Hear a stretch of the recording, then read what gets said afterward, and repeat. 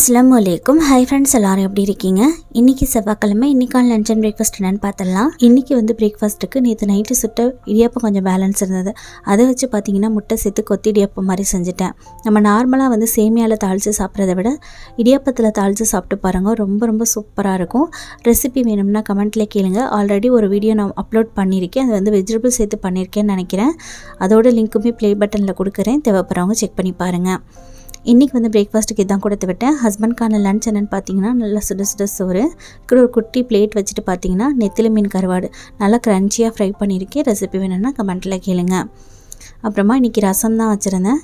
எங்கள் வீட்டில் ரசம் வைக்கிற அன்றைக்கி பார்த்திங்கன்னா ஏதாவது ஒரு காய் சேர்த்து நாங்கள் மிட்டாசெல்லாம் செய்யாமல் இருக்க மாட்டோம். ஏன்னா ரசத்தோடு சேர்த்து சாப்பிட்றதுக்கு அவ்வளோ சூப்பராக இருக்கும்.